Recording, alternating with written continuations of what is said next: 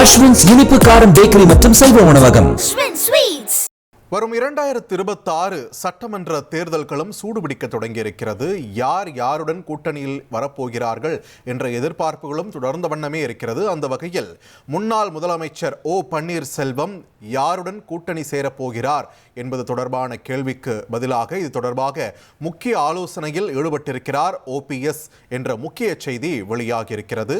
திமுக தரப்பிலிருந்து அமைச்சர் சேகர் பாபுவை சமீபத்தில் சந்தித்து பேசினார் OPS என்ற ஒரு தகவல் வெளியான நிலையில் OPS-ஐ NDA கூட்டணியில் இணைப்பதற்காக அமமுக தலைவர் டிடிவி தினகரன் அவர்களும் பேச்சு நடத்தியதாக தெரிய வந்திருக்கக்கூடிய நிலையில் தேனி மாவட்டம் பெரியகுளத்தில் தனது ஆதரவாளர்களுடன் ஓ பன்னீர்செல்வம் ஆலோசனையில் ஈடுபட்டிருக்கிறார். யாருடன் சேரப்போகிறார், யாருடன் கூட்டணியில் இணைய இருக்கிறார், இந்த தேர்தலில் எந்த பக்கம் நின்று OPS தேர்தல் களத்தை சந்திக்க இருக்கிறார் என்று நிறைய கேள்விகள் எழுந்திருக்கின்றன.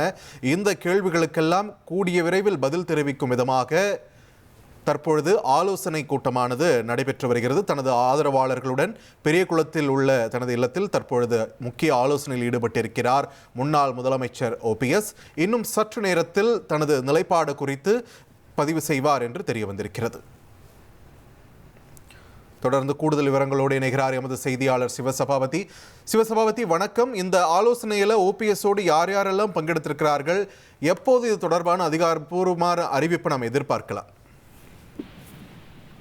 தேனி மாவட்டம் பெரியகுளம் கைலாசப்பட்டியில் இருக்கிற பண்ணை வீட்டில் தற்பொழுது OPS அவர்கள் வந்திருக்காங்க.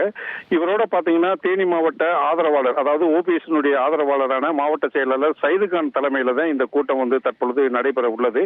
இங்க பாத்தீங்கன்னா கிட்டத்தட்ட ஒரு 100க்கும் மேற்பட்ட ஆதரவாளர்கள் அவருடைய பண்ணை வீட்டில் அவர் வரை காத்திருந்தார். இப்ப வந்த உடனேயே இந்த ஆலோசனை கூட்டம் தொடங்க இருக்கு. இது மட்டும் இல்லாம இங்க இருக்கிற இவங்களுடைய ஆதரவாளர்கிட்ட கேட்கிற போது பாத்தீங்கன்னா ஒவ்வொருத்தரும் ஒவ்வொரு விதமான கருத்துக்கள் நம்ம கிட்ட சொல்றாங்க.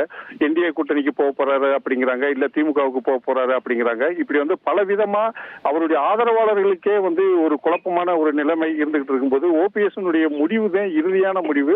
அவர் என்ன சொல்றாரோ அது பிரகாரம் தான் நாங்க வழி நடந்து செல்வோம் அப்படிங்கிறதையும் இங்க இருந்து இருக்கிறவங்க சொல்றாங்க. இது மட்டும் இல்லாம பாத்தீங்கன்னா வெள்ளமட்டி நடராஜன் மற்றும் உசிலம்பட்டி MLA ஐயப்பன் போன்றவர்கள் வர இருக்கிறதா ஒரு தகவலும் கிடைச்சிருக்கு. இங்க இருக்கிற ஒவ்வொரு ஆதரவாளர்களுடைய அவங்களுடைய கருத்து என்ன, இவங்க என்ன சொல்ல வர்றாங்க, அது பிரகாரம் நம்ம செயல்படுவோமா அப்படிங்கிற ஒரு ஆலோசனை கூட்டம் தான் தற்பொழுது நடைபெற உள்ளது. இந்த ஆலோசனை கூட்டம் முடிவுல பாத்தீங்கன்னா இவர் இதற்கான ஒரு பதில் இவர்கிட்ட கிடைக்கும் அப்படின்னு சொல்லிட்டு எதிர்பார்க்கப்படுகிறது. அது மட்டும் இல்லாம பாத்தீங்கன்னா இவர் திடீர்னு என்ன சொல்றாரு, இங்க இல்ல நான் சென்னையில போய் கொடுக்குறேன் அப்படின்னு சொல்லிட்டு சொன்னாலும் சொல்லக்கூடிய ஒரு சந்தர்ப்பமும் இருக்கு. இதை தாண்டி இவங்களுடைய ஆலோசகர்கள், அதாவது ஆதரவாளர்கள் இன்னைக்கு OPS தன்னுடைய முடிவை சொல்லுவாரு அப்படிங்கிற ஒரு ஆவலோட தான் தொண்டர்களும் அவருடைய ஆதரவாளர்களும் இங்க காத்திருக்காங்க. அஸ்வின்ஸ் இனிப்பு காரம் பேக்கரி மற்றும் சைவ உணவகம்.